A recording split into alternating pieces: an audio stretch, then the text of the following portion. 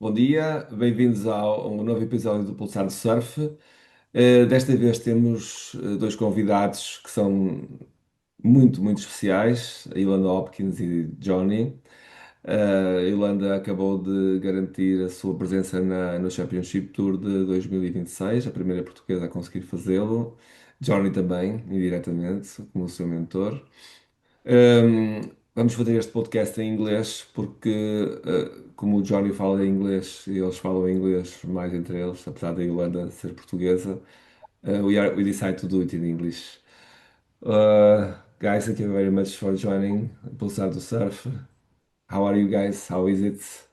How is it the weather in Sines? How is it the returning from Mentawai, Yolanda? A little bit colder than I was expecting, but yeah, the waves have been quite fun here at home, but yeah, the cold kind of killed me. It's been good weather though. Yeah. The weather's been really nice here, but in the morning and the evening it's pretty cold. Pretty cool, of course. It's normal. It's Yeah, everywhere around Portugal. yeah. So, in the when we start the podcast, we always do a small review, no, a small like we tend to remember how the surf started with our guests. So I would like to. I know maybe you started in Quarteira, if I'm not Mhm. mistaken. Yeah. Can you tell us a little bit about your first experience and why you start surfing? It was a bit of a random thing. There was no surf schools around my area, like around Cortez and Villa Mora, and my teacher in school, he was like a part of the project of creating the first surf school around my area.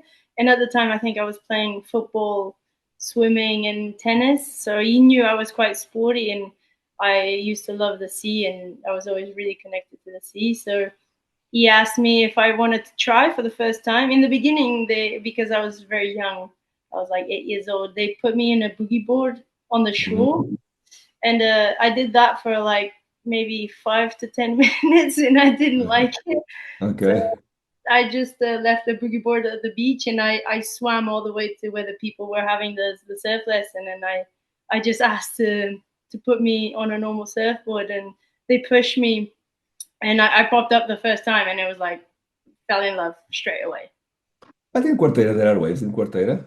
There are, but not very consistent through the year.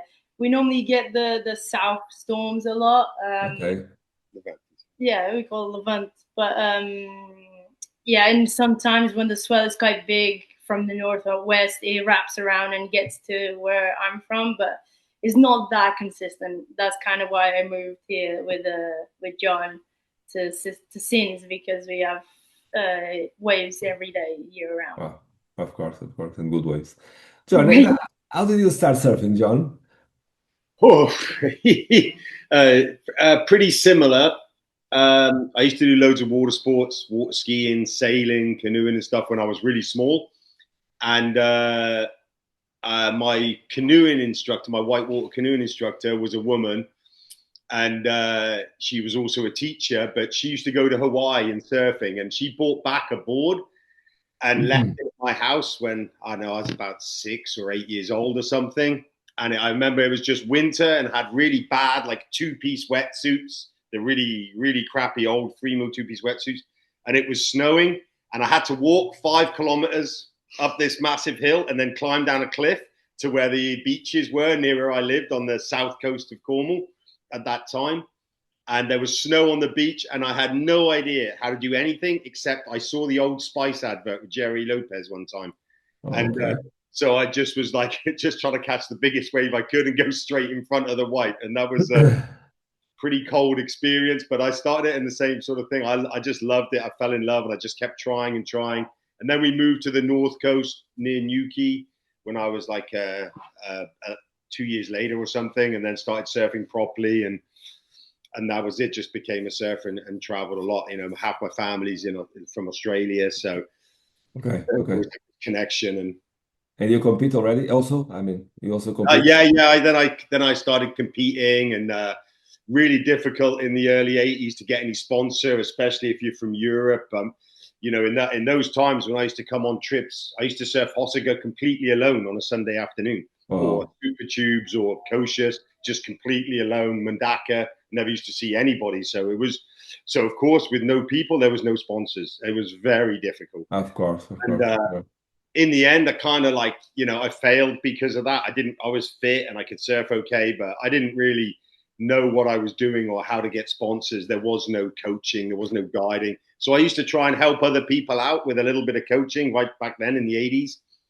And I'd be like, hey, you know, buy me dinner or pay for my campsite and I'll like, you know, give another pair of eyes for your surfing. And that worked a bit with a few of the other pros, and it helped me try and do a few competitions. Had a couple of little okay moments here and there, beating some famous names once or twice in early rounds, but never made it anywhere. But I think that gave me a really good base to understand exactly what you really need to make it. And I have this conversation with some of the top coaches nowadays that if you've got all the sponsors and you get a silver spoon and you get pushed all the way and you make it to the top of the world really easy, you don't actually know what it takes to fight to get there. Of course, You of only course. know how it is to get there when you've got everybody helping you and unlimited resources, but you don't understand the fight that most other Of course, surfers of have. course. It's You only don't. those top 20 who get that easy route. Yeah. Everyone else Okay. has to fight like hell. And I know that route because I failed on that route. And that really gave me an Okay. insight telling her how you got to just do more than everyone else. Don't just try and copy because you can only. Okay. And if you're just swiping on the internet, looking what everyone else is doing, for me, the most you can be is second. If you want to Uh-huh. win, you have to know what you're doing. You have to innovate. And I think too many people just want to try and copy everyone else, and they don't have like the knowledge or the bravery to just try and be different and do something different to get ahead of everyone else. Okay. I understand. Yolanda, how did you meet each other? It was I was still down south. I used to do the regionals in Yargal.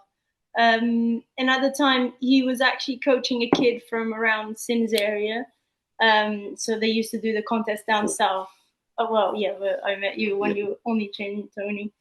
Um, and he was doing a contest down south when and him and his wife Monica were down there, I think. And I think my mum met his wife, and because my mum is Welsh and she could speak Okay. English, and Monica's wife could speak really good English. They kind of My like wife's met. Portuguese, so Yeah. But she's like English, Okay.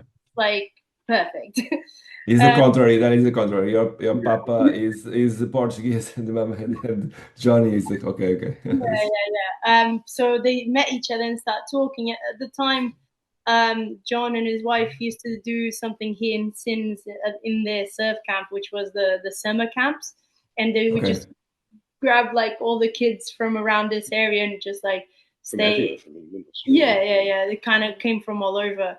And we stayed in the surf camp for like I think it was July and August every summer, and we stay here the whole week, and then we just go home for the weekends. But they were telling my mum that, and my mum like because in the summer you can't surf down south pretty much. It's impossible, and Yeah, of course. he was like, "Oh, that's a great idea." So I could keep surfing during the summer as well. Yeah, and then just got in contact, and I started coming for the summer camps. I think I came to maybe 2 or 3 years in a row. How old were you in that time? How old? Maybe like 14, 13, Okay. 14. Okay. No, The 13, first 14. time, Yeah. Probably around Okay. 4. Okay. Yeah, and then I did a few years just doing the summer camp, and then eventually we kind of worked out to start doing on the weekends during winter as well. So I would be at school down south, and then just pick the bus on Friday, come and stay the weekend, train the weekend, and then go back down Sunday night. How many years? How many years you did that?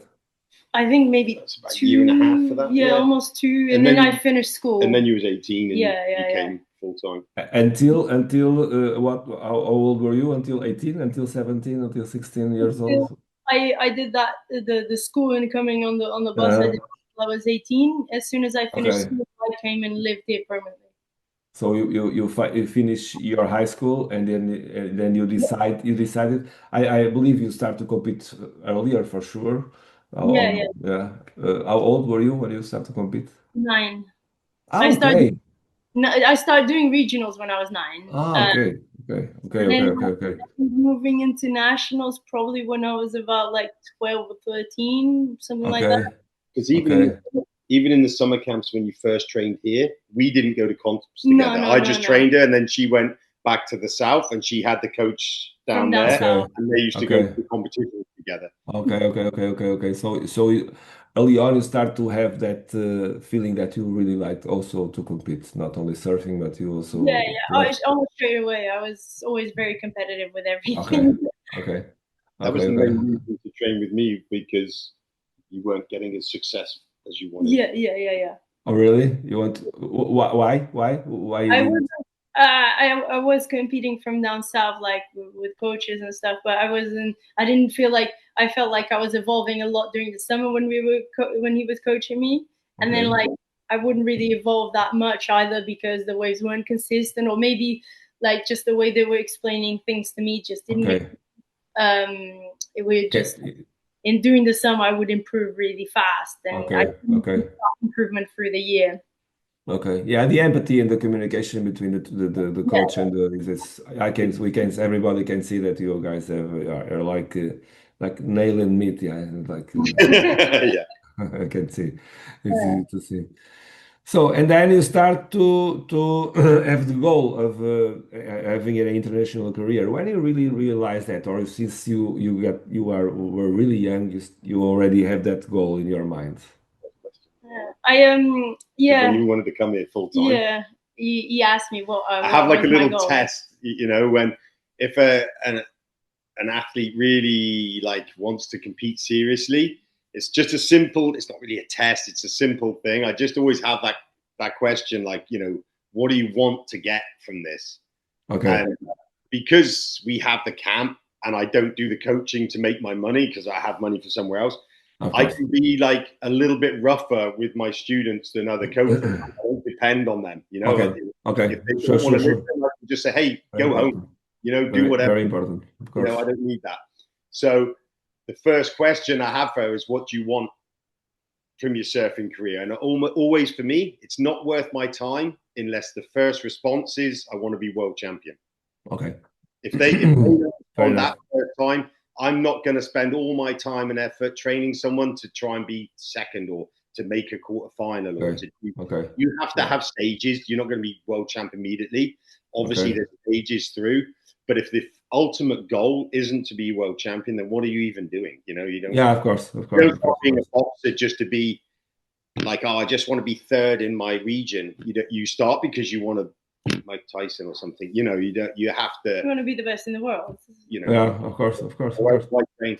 Yeah, How old were you when Johnny made you that question, and when you answered around, yeah, about between 16 and 17, I think. and you immediately answered, "I want to be Yeah, world champion." I Yeah. mean, I in the beginning, as soon as I tried surfing, I was like, that this is it. This is what I want to do. But then I felt like I always had the goal to be world champ. That was always the first thought in my head. But until I met John, I think it was like a bit of a dream, like an unrealistic possibility, Okay, And okay, then okay, when we start training, and you like, that was always my goal, be world champ.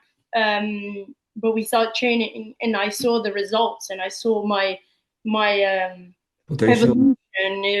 It was just like, okay, this is really possible. We can Okay. actually make it work.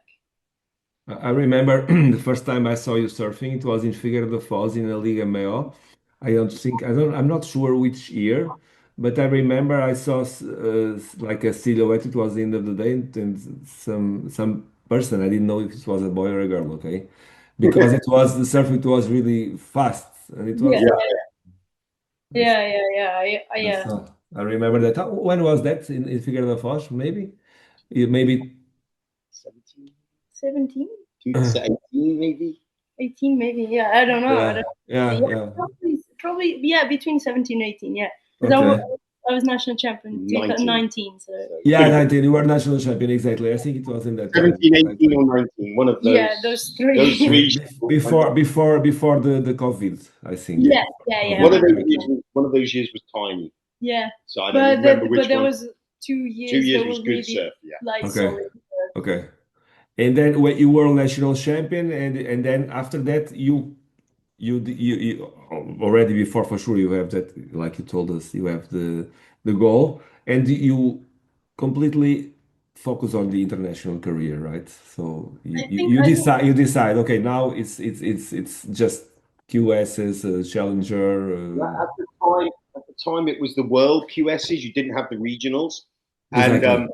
we're not very focused on trying to have publicity. And at the time, the media in Portugal wasn't really focused on Yolanda either. Yeah, it's At true. that time, when she was national champ, she was probably the best European on the international stage as well. She went to Australia for all the QSs, and her Okay, worst result was a quarterfinal. And okay. none of the other Europeans or the Portuguese even Yeah, passed a single first round. No European passed any first round event, yeah. and she was making every semi and quarter final in every event. Yeah, All the ones we could afford to go to. The problem is she didn't have sponsors, so we could only go to a certain amount. Else yeah. she would have qualified years before the years. Yes, I understand. And you're talking about the sponsors. Which brand was your first sponsor? Probably, I think it was for the surfboard brand, the one I'm with right now, Face. Fatun, right? Yeah, Fatun. Yeah, yeah, Fatun, in okay. niche. And then because John Contact, he was the distributor for Seaskin's wetsuits. yeah. Okay. So I got the contact from him, and he kind of sorted it out, and they start to support me in the beginning, and then we got like a full sponsorship. So But it wasn't Okay. very much. It no, was no, it really was small levels Yeah, of. of course. Seaskins was a smaller company, and Fathom gave unlimited free boards, which was fantastic because Oh, she yeah, breaks fantastic, of course, of course, amazing, and of yeah, course. the guy is so good to work with, like every detail. He doesn't care if she never wins a competition again, as long as he gets some feedback to make the boards better. yeah, And Okay. he Yeah. tried everything, and all the manufacturers, they're all great. We know all the guys, Matt Barlis, everybody have all given her boards and grabbed her boards, and they all say, I can't make a better board. Okay. Make my version. And every time she tries one, she liked some of the Sharp Eye, she liked some of the Mayhem, she likes Town and Country, the Pang boards. Okay. But in the end, her own ones from Gero are always better. They're faster, Incredible. they turn harder. They are, and they're so underused. It's insane. They are Yeah, by far the best boards in Europe. And I don't mean by a little bit. They are the best boards in Europe by a mile. I would incredible. put them, and every top shaper has grabbed her boards and just said the same. They are as good as anything that even the Medinas grabbed Yolanda's boards and couldn't believe the weight and the Really? quality. Oh my Incredible. god! Like Incredible. her boards are coming out at like 1.6 kilos. Incredible. Yeah, The and lightest we grabbed was 2.01. yeah, because you see the most part of the athletes that surf in the Challenger series, they always surf with the Australian or American Yeah, brands, yeah. or the, and the you most are going the famous brands, I guess. the famous. Yeah. Yeah, everybody I'm knows. It's really, incredible. It's yeah, I'm really incredible. passionate about this because she has her model, like in the Fatum, that you can buy a yo-yo model. But I always say this thing, I hate that. I really am passionate about why would a 50 kilo, 5'1" girl go good on a board that was designed for Mick Fanning? He's 6'1" Yeah. and 85 Uh-huh. kilos. How Of can that course. possibly work for Uh-huh. someone Uh-huh. who's half the size and surfs completely different? The whole the whole model But thing, the whole but model thing is just a bull for yeah, shape. of course. Yeah, to make Of more course. boards faster and Yeah, sell more. and commercial, of course, the commercial Yeah, thing. But completely. I also think that is a very, surf. We always have that psychological motivation Yeah, yeah, and yeah, yeah. some guys believe that I remember when we were kids, we saw the pro surfing with 100%. a slim board, and etc. And oh, well, I'm going to surf much better with that board. So means Yolanda is even in that situation, her mindset is strong because she can understand, and she don't need to surf with a Exactly. famous different board. So Yeah, that's exactly. incredible. That's incredible. I understand. I mean, we do get a few, like we like Pang, Town and Country, are making us You some know boards why? for Hawaii now, but we still take the Fatums and we just have a few, and then we'll have like the guys in the Sharp Eye guys from California gave us boards before, Okay, okay. and she just always has one or two, and we just add it to the quiver and we use them sometimes, just Yeah, like. yeah, But yeah. like I say, our bread and butter, our stable, and our like go to if the pressure is high, we go with the Fatum, and Yeah, that's of it. course. So, I said in an interview before when I was competing in the ISAs that I don't need to try the board. I can grab it and go to my heat. The Faden one, I can grab it. I just Straight really? one yeah. brand new model. I've never even put it in the water. It's first time putting the leash or the fins on, and I'll go and compete with it because I know how it's gonna feel. Well, in Sakurima, Incredible. I had to scrape resin out of the fin box before I heat Oh, because she really? never You didn't even try the board. yeah, didn't even try. Incredible. Incredible.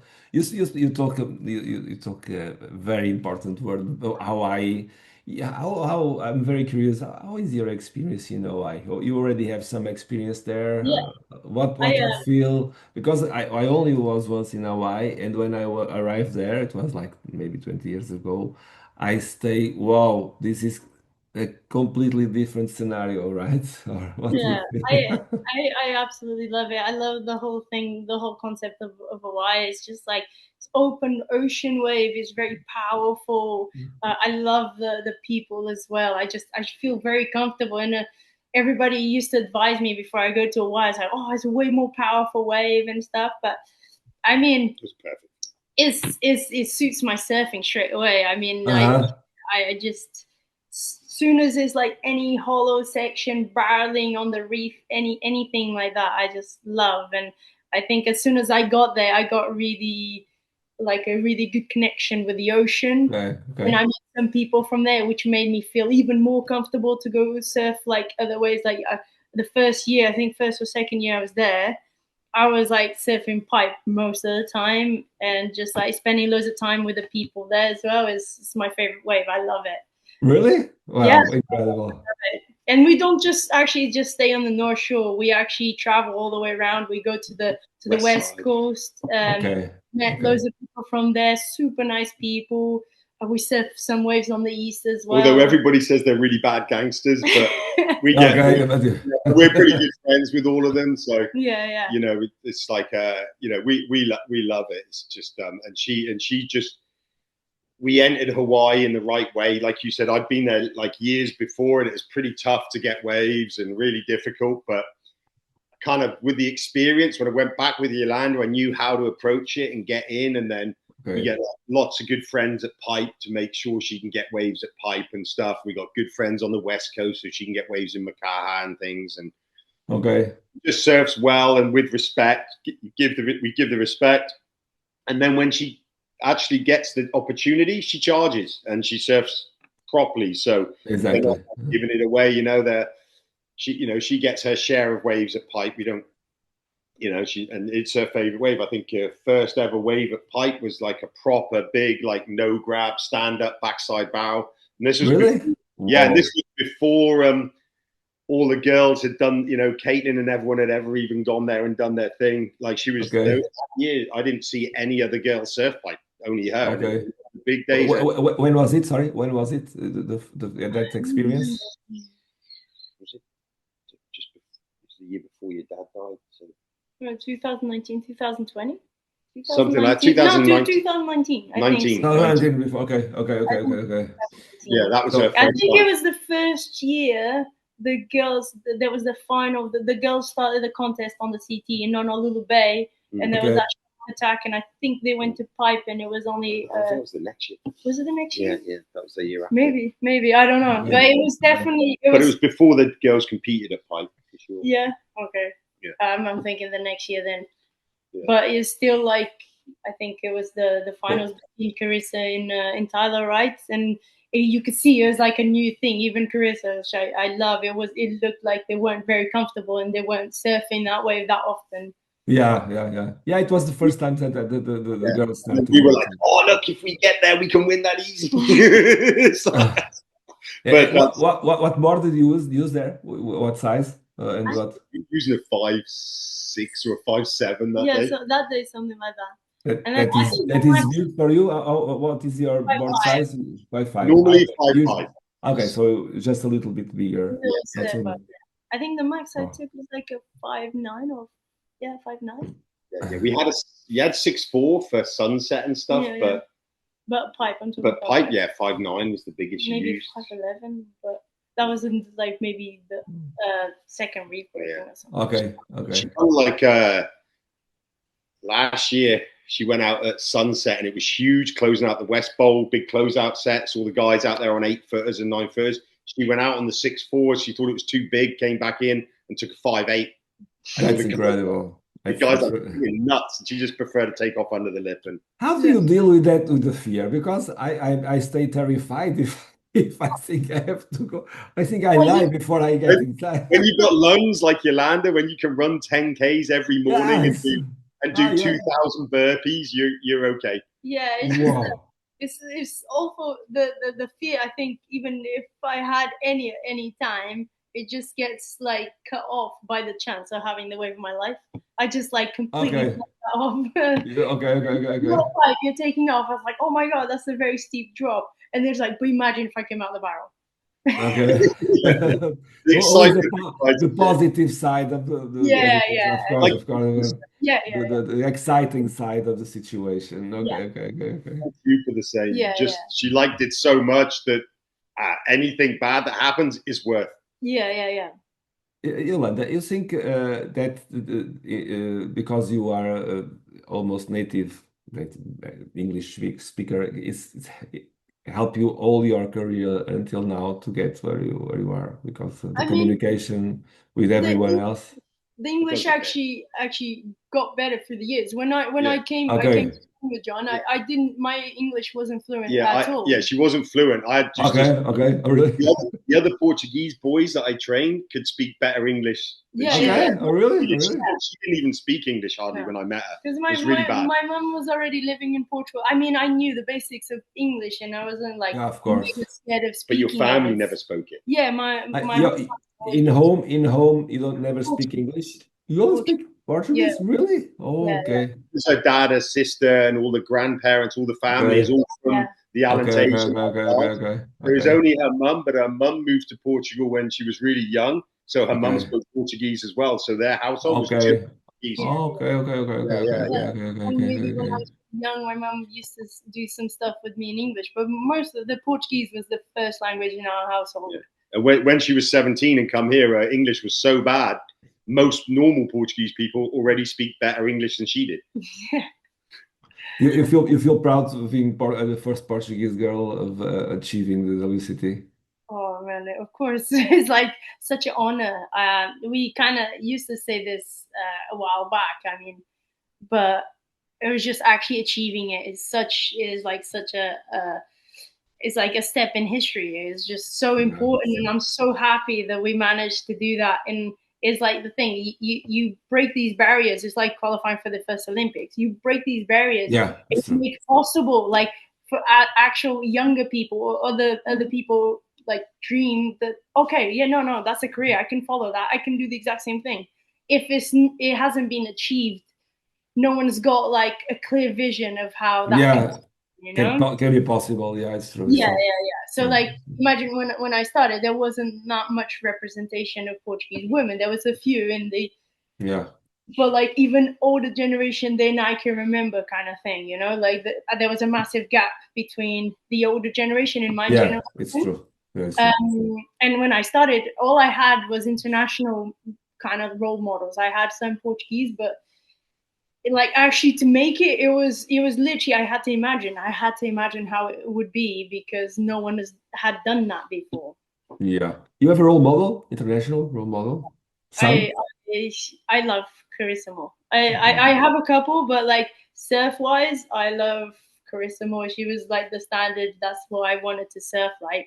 I have other people like for work ethic. I love Sally. Sally's like such a and exactly. such like the most amazing person in the world. Well, her and Carissa as well. Uh-huh. Steph, like for chillness and style. I mean, all those people are so down to earth. And it's weird. Yes, Yeah. because they were role models, but now they're like actual friends, not just Yes. like, Okay. That's you know, amazing. even since like the first Olympics and the first qualifications for the Olympics, they actually became like true friends, like real friends, and they always talk privately, not just like something on Okay. Instagram. Okay. That's You know, like nice. Carissa's always the first person who ever comments something nice for Yolanda's stuff, and then Steph always does too, and Sally lives next door to my family in the same village in my family in Australia. So Yeah. Okay. she's Okay. like Yes. she's like my brother's next door neighbor. Okay. So, like, so my nieces all surf with Sally all the time. When we go there, we just like we like it next door to Sally. So Yeah, and this when I qualified, Sally sent me such a big message. It was like so heartfelt. We actually, I was so happy that became such good friends, and I can call her like a real friend. I spend way more time with Sally than I have with Chris and Steph nowadays. But like all of them, like for example, when my dad died, like because they Carissa retired. came straight away to give me a hug because John told her because I was feeling really down in a while, and that was a very special moment for me. And yeah, Nice. Carissa came to me on the beach and said, "Oh, how are you doing?" I said, "Not that good today," and she just and when I told her why, she just paddled straight out into the middle of the crowd at Haleiwa, I think. Yeah, I think so. And just went straight to Yo, and they had a huge like 5 minute hug out, and it was just super nice because you can look at Carissa and think she's just being fake and false, and she's just pretending to be like that, but that like false look of Carissa is the real person. She is Yeah. She's down to earth. She's right down to she earth. is Yes. actually Definitely. that nice. Yeah. She's Yeah. beautiful. So Yes. good role models you chose because they turned out in the end to be as good as they looked, as good surfers and as nice people, as real genuine people. Really great. Uh-huh. Tell me something about the WSL qualification and the Olympic qualification. I don't mean to ask which was the most important, but how do you face those two different achievements, which are huge? I mean, they're pretty different. I mean, when I qualified first for Tokyo 2020, that changed my whole life because Okay. I went from no sponsors to be like fully Okay. sponsored by Okay. like Okay. brands that gave me money and like actually believed in me. So it literally turned my life around completely. Okay. Like, Okay. Okay. Okay. Sure. Sure. but it was. I always say this because it was really weird when I was growing up. Like, different from a lot of the other sports that have been in the Olympics for ages, surfing wasn't like surfing in the Olympics wasn't a goal because it didn't exist. It wasn't like even a possibility. So like Okay. actually when I qualified, I didn't quite understand what it meant until I met Okay. some of the other Olympians from other. Okay. Yeah, because in Okay. surfing you're focused on the WSL, so you spend your whole life looking to WSL. So Yeah. Exactly. qualified Yeah. for the Olympics, it's kind of like, oh, that's quite good. Until you actually speak to other Olympians and realize that How 2.5 billion people It's are watching incredible. the Yeah. Olympics, Yeah. not Yeah. It's huge. It's huge. 100,000 on Instagram or something. It's really different. And But again, qualifying for the WCT it was the goal. It it's was been your like goal. Okay. It was a goal. Yeah. so like I It's can't brilliant. like because there are different feelings and like in long Kind of term, equal but different. yeah, in long term Uh-huh. kind of feel different. Yeah. But the goal since started surfing is qualify for the CT and be world champion. So But actually getting in and qualifying is pretty like like special. qualifying for the Olympics and getting proper, really good sponsors. It changed your world. It changed, of course. Yes. It made it possible to do the WSL. Without that, we would still be asking for sponsors and getting told you don't put enough butt on Instagram or something. Exactly. I think that not only for Yolanda, but for the surfing in a general way, it changed. The Olympics changed the vision of surfing for all around the people around the world that watch the Olympics, of course. But I felt it, so I felt it in my side. No, completely. And like even actual companies from outside the surfing, they saw surfing nowadays, like since the first Olympics. Okay, that's like that's actually worthy to show our Yeah, publicity, because exactly. that's exposed to the world. Is not just like just A WSL. niche. There's just a niche. Like I yeah, would that's say the WSL is your career, though. It's where you make your money because you don't make money in the Olympics. I would yeah, compare it. exactly. I would Exactly. compare it to like boxing. You know, you get someone like Lennox Lewis, like the greatest heavyweight boxer ever. He won the Olympic gold medal, but he made his money and become the greatest boxer ever by winning the WBC and WBA. Okay. You got to really win the world title in that sport to really be it. The Olympics is just a great achievement that gives you credibility, you know. But your career, your money comes from the actual tour. Like for us, there's the WSL. You know, you Of get money, course. you win or lose, and that's where you win your world title. That's where your career mostly is, because Olympics, there's no prize monies. There's Yeah, exactly. a lot of people train their whole life and making no money just to be an Olympian, just for Exactly. be known as the best athlete Yeah. in that sport. So tell me something. What do you think about the prize monies in the WSL? You think they are fair? Because we tend to compare. I mean, it's not good to compare, but we have sports like tennis or golf that have millions and millions of dollars in the first place or in the first several places of the ranking of each competition. But in surfing is a bit different. What is your opinion about? You think it can grow? It's enough now? How do you feel about?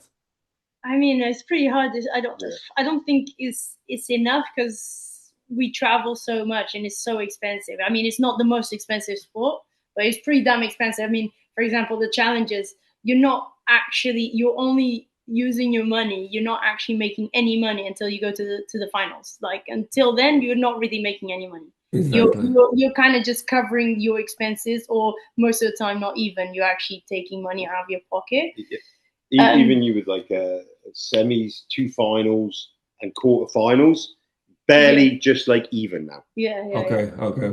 Barely even. Because nowadays, and like because we travel together, so like kind of expenses double, but Of course. without actually having the support here, and I don't think it's like that great to keep changing your coach, because like having that leveled consistency of partnership is what makes it like you don't go to a contest and then you start training with a different person. It might go good, but it might go really bad, and you have your Yeah, worst while you of course, one of course. person with you the whole time. It's different. And I have the chance to bring John with me all the time, but I see a lot of the athletes, they're not allowed. They don't have any sponsors Exactly. like Yeah. some money that they can just bring their coach to everywhere. Like for example, Australia is super expensive, Hawaii is super expensive, America is super expensive. Yeah. Since COVID, like things like quadrupled in price. It's true. Before it was okay, it was doable. I didn't really have the money, but it was like more doable.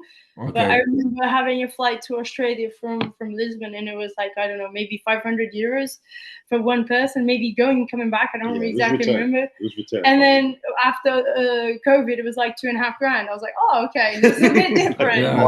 Sounds more immediate. You kind of So the tour is a bit different because last place is more money.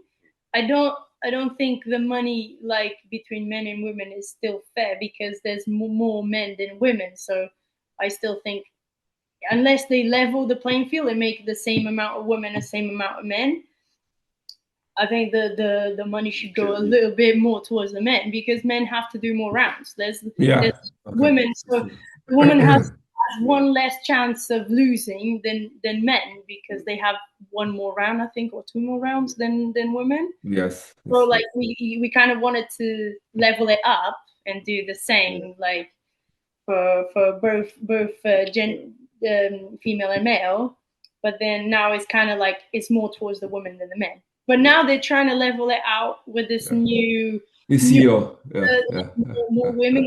I don't think it's the same playing field yet. It's not the same numbers yet, but it's getting because before we used to think it wasn't fair because they put the money the same, but the guys still had, it was much harder to make it in the guys, and it's really hard to make it in the women's anyway. But the spaces on tour and that, when you got on tour, it was easier. You know, you you pass one heat in the beginning in second, and you're in the quarterfinals already making actual money. And it's like it was, we just think the balance was a little bit went too far.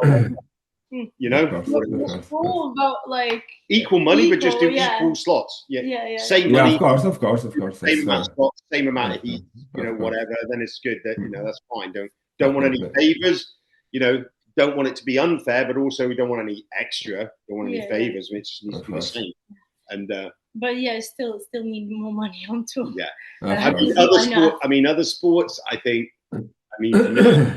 Surfing needs more, but you've got to think about how many people actually view it compared to people watch it compared to how many people. Of course, you're talking billions compared to hundreds of thousands. So obviously, there's going to be a difference. Also, I think that little crybabies playing football get paid like way too much money. There's no way you need like 20 million a week just to roll around on the floor pretending you hurt your knee. That's like ridiculous. I can't bear to watch football because of that. But anyway, that's just an opinion. But there's just imbalances through sports and stuff like that. But it's all to do with viewership, and if you can sell pay-per-view, then whatever, the soccer players, of course, are going to get paid like that because there's enough money going around. I'm not sure. I think the surfing is not for the rest of the world, but the surfing is kind of going a bit different. I think in Portugal, we went from like kind of unknown sport to all of a sudden we're showed in the media quite a lot. Exactly. And more eyes on it. I think the Olympics also help with that. It's becoming a major sport. It's a major sport. Also because of our. I wouldn't say it's the highest, obviously, for it's going to be at least for a few years. But there's a big evolution which I haven't seen too much happening in other countries because the surfing has been around for such a long time in most countries. Your sponsors prove it because all of your sponsors are from outside of surfing. Except O'Neill, but they're third. O'Neill. But the way the surfing is growing in Portugal is amazing. I feel like we've never been so good, shown to the media as we have these and never had such a Portuguese feminine storm like we have now. It's incredible. It's amazing to assist. How do you feel there? Because you have support of Johhny, but you also support each other, I believe. All the Portuguese crew support each other, right? How is it there? We normally stand together way more when we're doing like team events because each of us got our own coach and like kind of focus on our own thing, but obviously always want to see the country woman like do good. I think it's because we've been competing against each other for such a long time. It kind of brought our level back up. I hope there's more generations coming. I've seen a few girls like show some skill for hopefully for the next or bigger QSs and challenges. But I think we kind of will fight. Me, Therese, and Kika have been fighting kind of against each other, either in the nationals or the QSs or even challenges. You and Therese particularly, for a long time. Me and Therese have been like kind of like people used to think we actually didn't like each other because we used to like have so many fights in the water and like, but we're very competitive. We're very competitive, and even more, I think, with each other. But that was a media rivalry. Of course. They always choose to share a room when they go to the team events and everything. Oh, really? I find that I say this. I find that me and Therese shared so many like the two moments being both in the Olympics together and like sharing those experiences you can't share with anybody else. You can't replicate that with anybody else. So I think you create bonds and memories that you can't do with other people. So I think that. But in the end, it's an individual. But in the end, you are friends. Yeah. But we always say this: friends, like business to the side. Outside of the water, when it's inside the water. In the end, we want the other girls to do good, but if it meant sacrificing them for us to go, then of course we want to go. Yeah, it's the mentality of everyone else for sure. It's the same. Look out for number one, and then if you can, you support the others. Yeah. But I was chatting with Sally after I qualified, because we're like in the water, we're mega competitive against each other. I love competing against Sally because it's really like kind of rough, and she's such a good competitor. And even both times we went against each other in Brazil first last year and this year again. She's such a great competitive, and that like in those conditions it was really hard, and which I just love it. And she sent me a message like, love competing against you, but outside we're just mega friends. In the water we don't know each other. It's like okay. Yeah, but like it's a fun. Yeah, once you manage to create that barrier, like in the water nothing matters, but as soon as you get outside you're friends again. I think that's the main difference between friends you can make for life, if you can divide those Yeah, of course, like those in two the water. situations, of course. In the water I'm going to look for number one, and that's me, and you're against me, and I'm going to beat you. I said the same thing when I went against Carissa in Paniche. Like, she's my idol. I'm probably her biggest fan, but I'm going in the water and I want to destroy her. I want to beat her. It doesn't mean I have any less respect for her. You want to leave them crying on the sand. Yeah, exactly. You know? It's just being competitive. But like beating Sally both years in Saquarema, it was actually because of the respect you have for Sally, probably gave you the extra confidence to think, well, I'm definitely going to win. Yeah, you already beat the best. We didn't have like easy heats and pass with like, you know, just like a walkthrough, you know, really having to fight your teeth out to beat someone like Sally. Just like, who's going to stop me now? Yeah. You know, that's it, just immediately, you know? Yeah. Let's talk about a connection with the ocean. Now, we were talking about the hits and that's rivalry, but you feel that each year it passes, you have more connection with the ocean, with the waves, and with the rhythm of the ocean, and where you feel more connected with the ocean. You have some special waves or. I mean, I've always been. My dad was kind of like a fisherman, so I kind of grew up swimming in the ocean and being in the ocean. So I always had like a really strong relationship to the ocean. And yeah, I think once way better getting waves. Yeah, but you being a surfer, you never stop evolving. It's not a sport where you get to a phase. Okay, I've evolved as much as I can, because there's always something else you can evolve. So I think like reading the ocean, it kind of comes through with the years and the time you put in the water. And obviously you never stop learning, being in the ocean and learning how to read the ocean. It's like a constant improvement. And I feel like nowadays I'm way better than I was. Obviously more experience. I would say the place I feel more connected is probably Hawaii. Maybe because I had that relationship, and when my dad died, we actually that same day we went to North Shore, and I stayed in the water for a few hours just being in the ocean. I think it made like actually maybe I'm not a very spiritual person, but it made a really deep connection with me. It just made Hawaii such a special place for me, I think. Okay. That's beautiful. Yeah, exactly. It's overcoming the worst thing that could ever happen to me. Of course. We were there, and you know, we didn't qualify that year because of that. You know, it's just you know, we obviously when she was a bit messed up, so of course she only had to pass the next heat in Haleiwa, and she was pretty much a favorite because she was destroying it, and didn't make it. That was the first. I remember I was watching online. I remember that it was. The COVID was. Yeah. We were actually in a qualified position at COVID. She got to 6th. Yeah, at the time I think it was top 6 when they're doing the. It was top 8, and you were in 6th. Oh, okay. Yeah, at that time it wasn't challengers yet. It was primes. Yeah, it was primes. We just did the prime in Australia. And didn't do good. And we went to New Zealand. And you only had to pass a heat to solidify or something again. So that was close, but then COVID came. And then COVID came. Yeah. And then they reset the rankings, and because the years before I didn't have enough money to travel internationally. And that year that was doing good was the first year I actually managed to do contests in Australia and all that.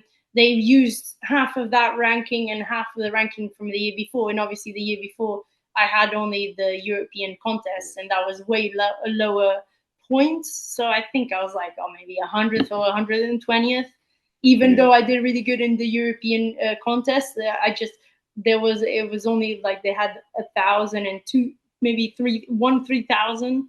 at the time, and they had 10,000s and 6,000s, but I couldn't get on them even here. I could never get the contest in Pantin because there was a 6,000, but I didn't have enough points. Yeah. Yeah. I think one year because I love the statistics, because I like maths, I looked, and she had like 33 heat victories, but there was a lot of the top 50 used to be able to do the primes, and a lot of the last sort of 15 or 20 of them had no heat wins at all, but were still in the top 50. And they were in the top 50 with no heat wins the whole year, like 40 straight losses, and they were still in the top because they'd come last in a prime that gave you like 2,000 points.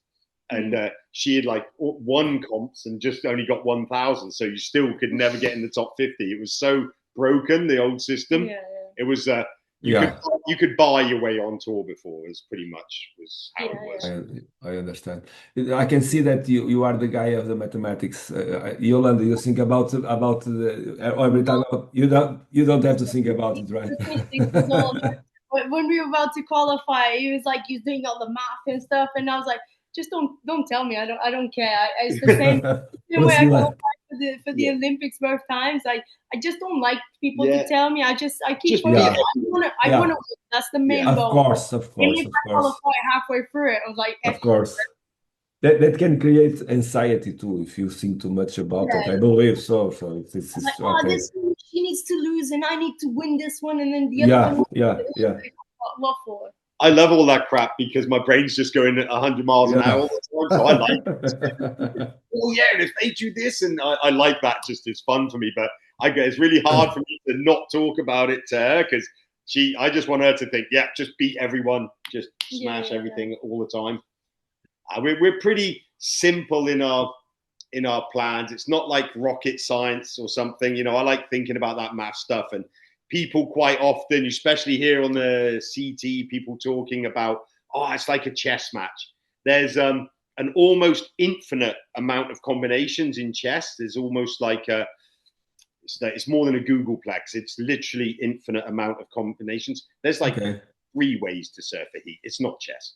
You can be busy, or you can be a little bit of both. If someone does this, you've got to change and do that. So, maybe you get to 9 or 12 different ways to your heat goes. But people talk about it, chess and that. No, us coaches are not rocket science. Most of them are ex-surfers. And it's more about keeping you calm and just using the right sort of little strategies that you've got at the right times, much more than like this super chess game that people talk about. It's small, you make moves and counter moves, but it's literally like someone moves a pawn and someone moves the next one. Then as much as that's the rest of it. Choose the best ways, make the best maneuver, the most powerful maneuvers in the pocket of the wave. It's the most important thing in the end. Be patient, just get the 2 best waves. Well, everybody wants to 2 best waves. I mean, the first time you read the rules of surfing and it's like the 2 best scoring waves, you know that you've got to get on the 2 best waves. It's not that you don't need a coach to tell you that. You read the rules, you know it immediately. It's just the times to take waves. Waves like Tupa and places like that and Pipeline are much more important for trying to second guess. But then you're trying to second guess nature. You're trying to second guess the other person. You're trying to second guess things that you can't control.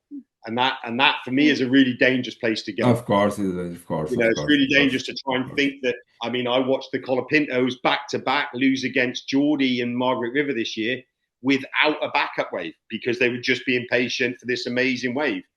Now, I don't think that's intelligent chess playing. At least try to have a chance. Whatever. But everyone's got their own way, and of course, everybody's different, and everybody's the more people keep doing that, the easier it is for us. This year we had like a plan, obviously, for every heat, but it's very, very loose plan and very, very basic. It was just like kind of going with the flow and just deal with the situations as it comes. It's not.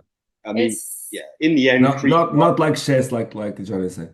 No. If you try and make yourself the best surfer you can be, when you get the opportunity, if you can capitalize on it, then you're more likely win. And once in a while, you won't. You'll take a shitty wave and you'll lose, and that's just bad luck. But That's going to happen if you wait and be patient too, or so you've got to. For me, it's like always play the odds. If someone gave you a big pile of money on a table and said, "Here's a dice. Do you want to throw it 6 times to get a 6, or do you want to throw it once?" You would throw it 6 times. Of So course. why in surfing would you only throw it once? Yeah, of course, of course, of I course. don't understand the logic, but there you go. Maybe Yeah, because you. yeah. Yolanda, how do you define your surfing in like 3 words? Uh, maybe Can be power. more, can be more words, okay, Can but be powerful. No, It so can it be could be more. more. Can be Yeah. more. So powerful. Powerful.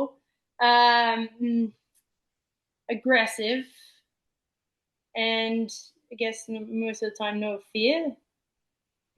Yeah, I think Fear comes as part being fearless comes as part of like being aggressive. yeah, yeah. but Technical, I guess. I don't know. You, I never you, tried to describe myself. you prefer to destroy the wave than the wave destroys you. Yeah. We have this thing because I do karate. John says every time you see the lip, you gotta do there's like a kiai, which is like when you exhale all your air out of your body and just like want to kill the lip. Yeah, You exactly. all your energy to kill the lip, and that's kind of the standard I go for. It's a technical. Well, to talk about other sports, you do other sports.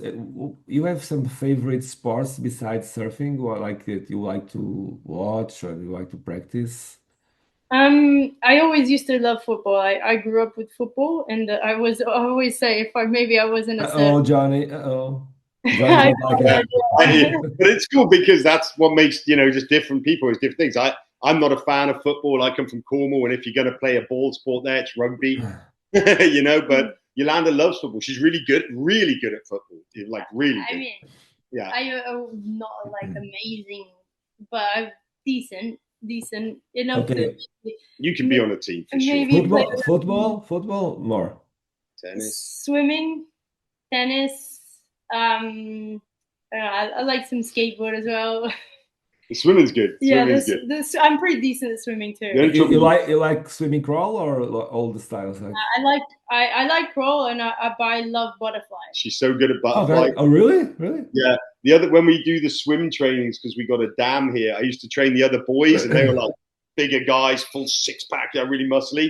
And she could swim the 400-meter return in butterfly nearly 2 minutes quicker than the boys could do in crawl. Really? Yeah. Wow. Yeah, super strong a swimmer, but small arms and little hands. Not very long. Yeah. Sure. I struggle with my arms and hands. Even sprint paddling in surfing is a problem because small arms and little hands. For paddling, exactly. I mean, exactly. if it's a very long paddle, I reckon eventually I overcome it because people tend to like lose stamina, and Okay. You keep on the stamina. Her shoulder muscles are really strong. Yeah. She's strong, but you have that a literal physical disadvantage of short arms and smaller hands. Whereas paddling, if you've got a big wingspan, you can just fly. Yeah. Yeah. Which is now I forgot to ask you before. Which do you think are going to be the Portuguese surfers that are going to join you in the city this year? I don't wanna like the Kika and Teresa still both got like possibilities. It's like the bottom 4 of the girls is such a big like difference from Meaty and Sally are quite high, and then the rest is like any of them can come out and any of them can qualify, and so is the girls below. It's actually such a big spread between the top 3 and the rest. Although Kika's win is keeping her a little bit higher than the others, and it's like if she puts anything else with it, she's already got a few thousand points on of the other girls who are in a good position. Exactly. Of course, if she has 2 bad results and the right amount of people get the right results, they will go past. But she's fairly solid. I think it'd be more difficult to lose out of that position with having the win and stuff. I think it's pretty safe in there. You also have to think it's like some people were telling me, like one of the other coaches not from a Portuguese person, but another coach was talking about some of the other girls who are in the top there, saying that a lot of them, they think it'll be a bad thing if they get on tour. It'll be the worst thing that happens to them because they're not ready for the tour. Okay. And then what happens is, I think with the new format this year, if you go on and you're not good enough and you're not ready, you're going to be like the old days. You're going to go on, you're going to not do good, you're going to come off, and then you will never get back on. Okay. That's what I truly believe. I think if you get there and you can't charge to Uper and you can't, I mean, there's 3 of the waves are huge left barrels. Yeah, of course. And then the others are difficult, complicated, fast down the line waves with barrels and stuff. And there's just a couple of easy waves, the pool and trestles. After that, everything else is quite complicated. And if you can't mash a few results to stay in the top half, to stay qualified, I think it'll end careers. I think getting on not ready would be the worst thing. It would almost be better to be like Yolanda last year, just miss out and then come back the next year totally ready, exactly, and destroy the thing. I think actually, I think it was really good for me not making last year. It just made me understand how close I am. I was like, oh, I got a good result in one contest and I almost made it. Dude, I just need to do that all year. And I think and that's just gave me more confidence. I don't know. It didn't tear me down. I was like, oh my God, I almost made it. For me, it's like, Jesus, I almost made it. I just got to work. Exactly. That's the spirit. Of course. And you were already ready for waves like Tupa. Yeah. You are ready for Tiopo? You are ready for Tiopo? Yeah. I last year I surfed it for the first time when I went to train for the Olympics, and like when I was there, I ripped my shoulder and like ripped my ligaments on my shoulder. That's the next time, and then the next time I got a concussion. But I still love the wave. I still charge it. It just it's your second favorite wave. Yeah. Straight after pipe. When you go surf a wave like that, you got to deal with the consequences, and sometimes there's consequences, but it doesn't. I think if you got the right mindset, it shouldn't stop you. She surfed some really big days out there that no other girls paddled out. Yeah. Okay. Yeah, they were all there in the channel, but they didn't paddle over. What board? What board? Sorry, I'm always asking about the board. I'm very curious. What size? No, I had a 5'11". 5'11". 5'11", a little bit bigger. Like thicker or? A little bit thicker, yeah, but it's just very pinny board. Well, waves like pipe and tropes are quite different from all the different types. It's like so the shape of it is so hollow because then you need like a bit more. Kind of got to be under the ledge anyway, then you just want to be able to. You don't want a too big a board, and then the board doesn't fit the curvature of the wave. Okay. I understand. That's nice. But yeah. Yeah, you had some pretty big ones at Tupish. It wasn't actually ever really, really perfect. Like the big toe-in videos you see, like toe-in is a whole different sport. But the day it's like toe-in size, you still like surf the morning before, and in the Olympics, the really big day when the guys surf. Yeah, I was already concussed